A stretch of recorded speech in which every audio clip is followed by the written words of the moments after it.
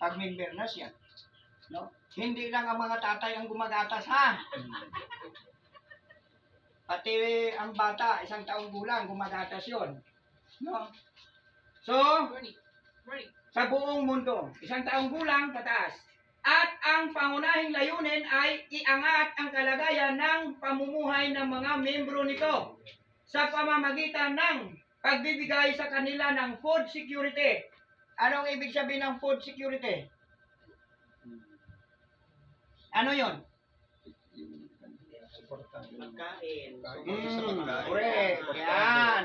Tulad ng sinabi ko kanina, bigas, dilata, o ano pa, yun mga food security yan. No? Ngayon, libreng edukasyon. Pwede pa ba tayo mag-aral? Yung mga senior. Pwede pa, kung gusto mo. Depende sa iyo yan, kung gusto mo. Pero pwede pa mag-aral.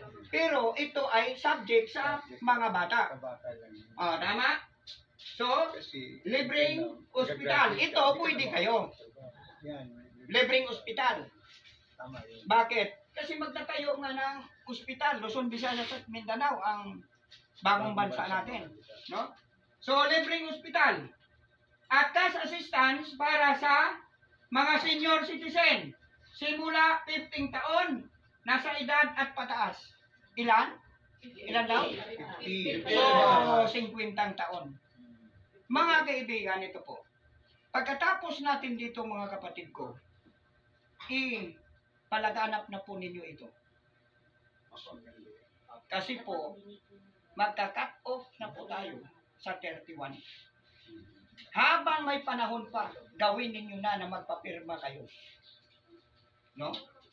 May kaakibat po ito na 100. Wala po tayong membership dito, ha? Walang membership, no collection fee. Ang 100 po, obligasyon mo yon para magkaroon ka ng ID. Na ang ID, palatandaan yan, na ikaw ay bibigyan ng ayuda monthly. 100%?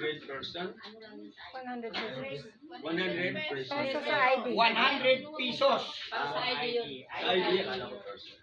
Ito ang ID. Ipakita ko sa inyo ang mahiwagang ID ko, no? Itong ID ko kasi mahiwaga ito eh. Ganito ang ID natin. Yan. Ito ang likod, ito ang harap. Ngayon, ito ang ID ko bilang NCR Director. Kapag in-scan mo yan, makikita mo ang totoo na yan po. So legit po tayo. Ha? Hindi yung katulad ng iba na nangunguleksyon lang, pagkatapos koleksyon, hindi na makikita sila. Pero kayo, kapag magpa-member kayo ngayon at makapasok ka agad, doon ang inyong papel, yun po, signal na po yon na ikaw, pag natanggap mo ang ID mo, mabibigyan ka na ng ayuda. Pero take your time din. Diba? Meron pong panahon. Oo. Kasi magka-cut off na po tayo ng 31 kasi nga po, isa sa ayos na po ang lahat para sa mga tao na mayroong ID ang pamimigay ng ayuda. Kaya makakahabol pa. Di ba? Makakahabol pa. Kasi 1 week, Ay, excuse me po. 2 weeks. Pwede pong magtanong muna. Kailan po kami pwede magpa-member? Kahit ngayon po, pagkatapos